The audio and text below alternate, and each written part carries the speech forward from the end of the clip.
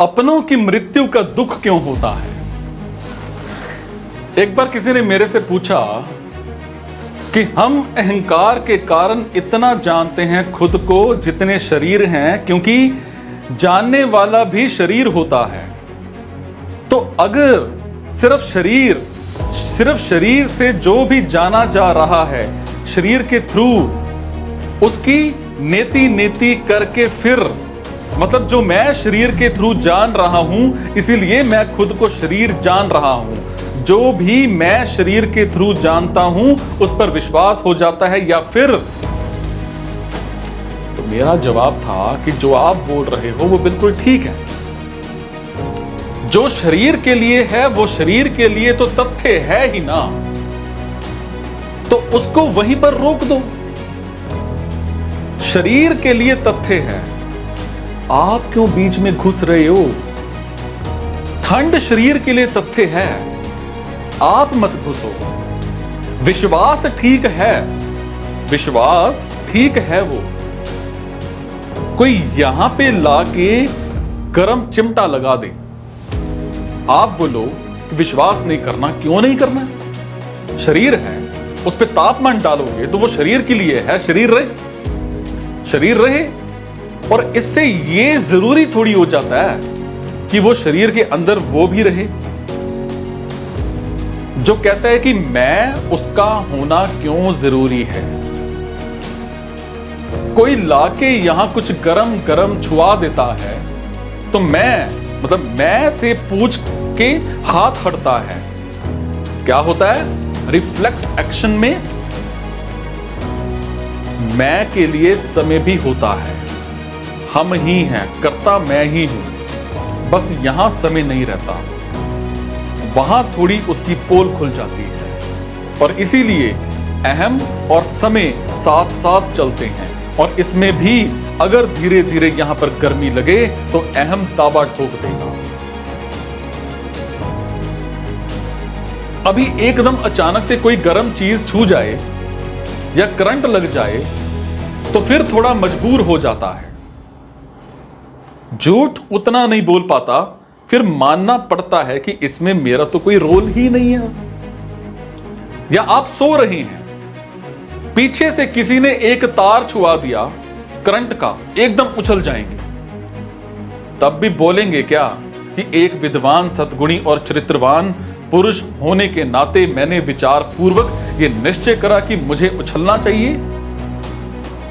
तब तो नहीं कहोगे।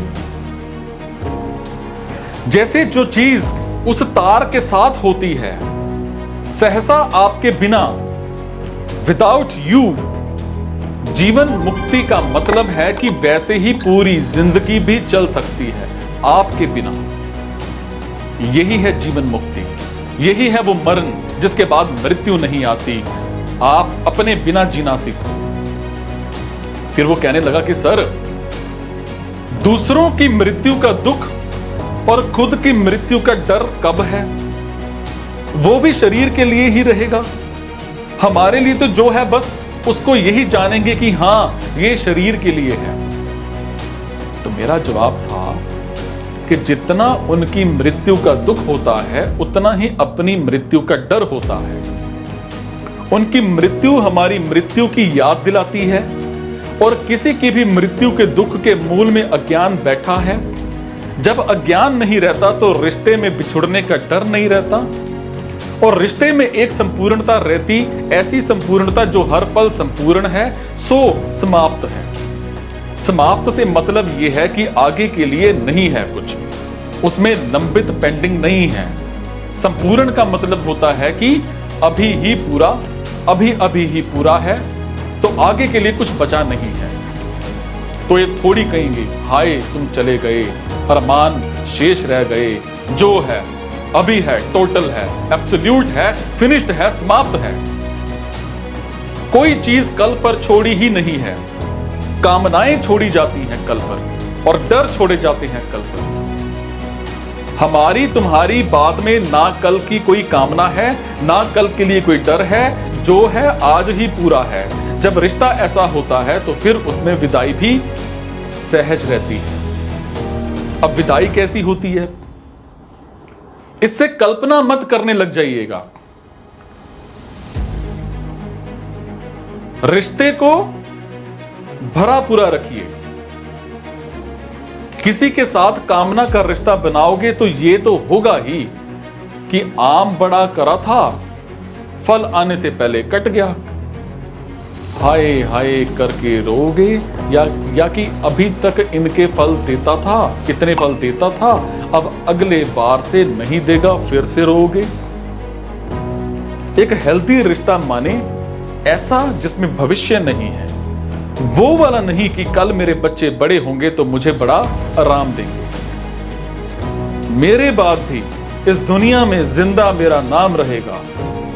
जो भी तुझे देखेगा तुझे मेरा लाल कहेगा। ये सब विषैली बातें ये रिश्ते को जहर से भर देती हैं। हर सुबह ऐसे जैसे रिश्ता आज ही शुरू हुआ है और हर शाम ऐसे जैसे आज ही पूरा हो गया। सब कुछ है, तुम हमारे दिमाग में नहीं चलते हो।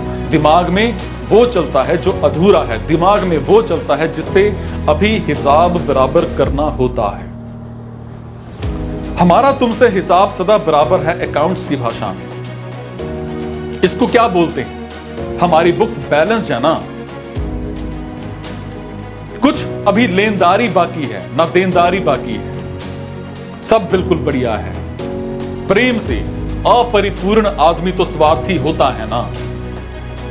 किसी के जाने पर रो रहे होगे, इसीलिए रो रहे होगे, अरे आज इससे जो मिला होता वो मिल नहीं रहा है।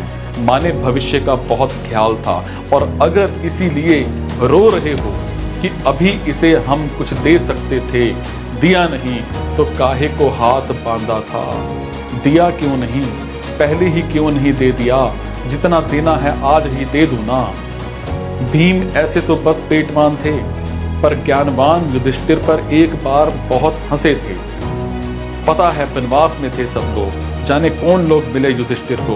उन्होंने कुछ मांगा या कुछ और कहा। युधिष्ठिर बोले कल आना। भीम नगाड़ा लेकर के निकल पड़े इधर उधर। जो गांव वाले मिलते रास्ते में तो बोलते, सुनो सुनो सुनो, मेरे भैया ने मौत को जीत लिया है। युधिष्ठिर लगे बगले झांकने, बोले पगला गया है, पगला गया है क्या? कोई रोको इसको, बड़ी बदनामी कर रहा है। बोले तुम्हें कैसे पता कि तुम आज उनको जो बोल रहे हो कल के लिए तुम कल होगे भी। वैसे तो बड़े धर्मराज हो, मुझे देखो, मैं कुछ कल पर छोड़ता हूं, पूरा साफ कर देता हूं। मांजने की जरूरत भी नहीं पड़ती। समझ में आ रही है बात? हाथ बांध के नहीं चलते।